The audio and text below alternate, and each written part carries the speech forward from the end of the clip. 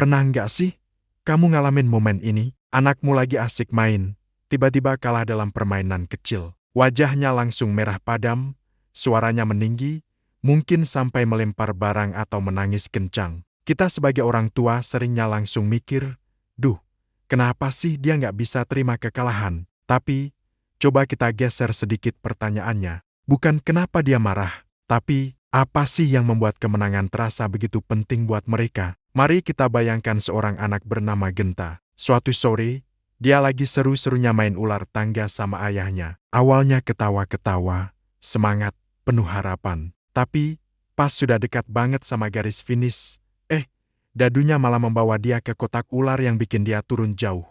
Seketika, wajahnya langsung berubah. Aku nggak mau main lagi.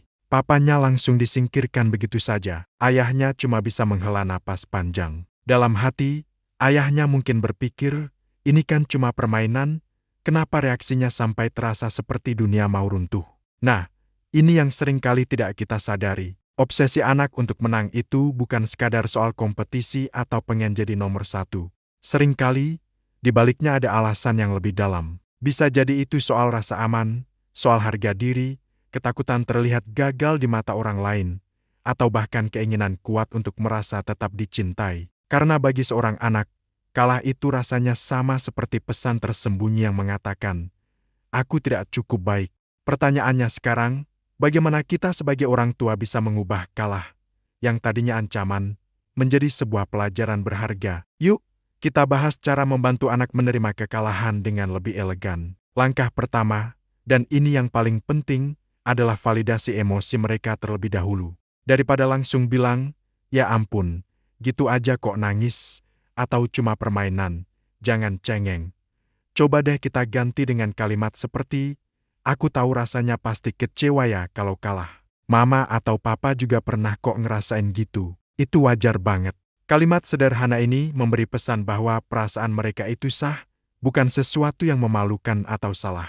Coba deh kita renungkan sejenak, kenapa ya anak bisa jadi lebih tenang ketika emosinya kita akui dulu, bukan langsung kita ceramahi. Karena dengan validasi, mereka merasa didengar dan dipahami. Langkah kedua, ajarkan bahwa nilai diri mereka tidak ditentukan oleh menang atau kalah. Anak-anak seringkali menyamakan kemenangan dengan "aku hebat." Akibatnya, kekalahan terasa seperti vonis "aku ini buruk." Tugas kita adalah membantu mereka memisahkan dua hal itu. Kita bisa bilang, "Kamu tetap anak papa atau mama yang hebat. Kok, walaupun kali ini kita belum berhasil menang, itu nggak mengubah apa-apa." Kata-kata seperti ini ampuh banget untuk memperbaiki pondasi harga diri mereka yang mungkin masih rapuh. Mereka jadi tahu bahwa cinta dan penghargaan kita tidak bersyarat. Langkah ketiga, gunakan bahasa yang fokus pada proses, bukan pada hasil akhir. Alihkan perhatian mereka dari menang atau kalah ke usaha yang sudah mereka lakukan. Misalnya, kita bisa bilang, "Wah, aku suka deh cara kamu terus mencoba lagi tadi, walaupun sempat susah." Atau, "Aku perhatiin tadi kamu fokus banget mainnya, itu luar biasa loh." Ketika proses yang dihargai, bukan cuma hasilnya, maka menang atau kalah tidak lagi menjadi momok yang menakutkan. Anak belajar bahwa yang penting adalah perjuangannya. Langkah keempat, kita sebagai orang tua harus bisa memberi contoh cara kalah yang elegan. Anak itu peniru ulung, mereka belajar dari apa yang mereka lihat setiap hari. Jadi, saat kita bermain dengan mereka dan kebetulan kita yang kalah, tunjukkan sikap yang positif. Kita bisa bilang sambil tersenyum, "Wah, kali ini aku kalah nih. Seru juga ya permainannya. Selamat ya kamu menang. Ayo deh, kita coba main lagi nanti." Ini bukan sekadar mencontohkan, tapi ini adalah cara kita melatih pola pikir yang tangguh, atau resilient, yang akan mereka bawa sampai mereka dewasa nanti. Dan langkah kelima, latih ini semua di momen-momen kecil, bukan saat konflik besar sudah meledak. Manfaatkan permainan-permainan sederhana di rumah, seperti main kartu, tebak-tebakan, atau bahkan cuma balapan lari dari dapur ke ruang tamu. Ini semua adalah lapangan latihan yang sempurna untuk mengelola emosi kompetitif dalam suasana yang santai. Jangan menunggu mereka tancap dulu baru kita ajari.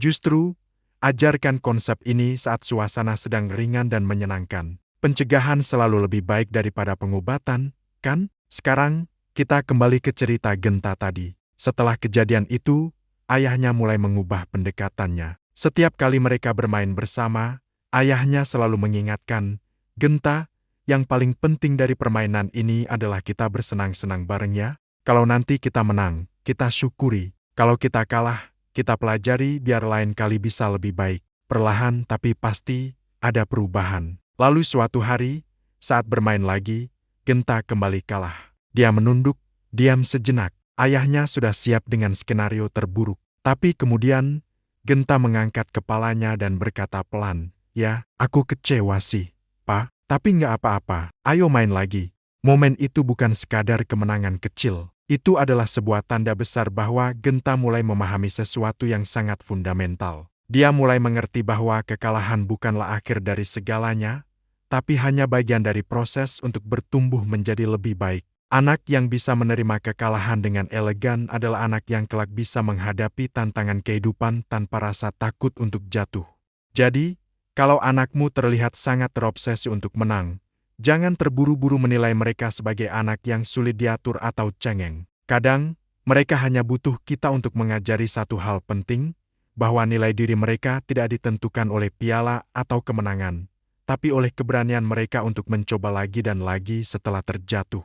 Sebelum kita akhiri video ini, saya ingin mengajak kamu untuk memikirkan satu hal ini. Menurutmu, apa sih yang sebenarnya paling ditakuti anak ketika mereka kalah? Apakah mereka takut dinilai tidak mampu? Atau jangan-jangan, mereka takut kehilangan koneksi dan cinta dari orang tuanya? Jawabanmu atas pertanyaan ini bisa jadi kunci untuk membantumu memahami akar masalahnya jauh lebih dalam. Terima kasih sudah menonton.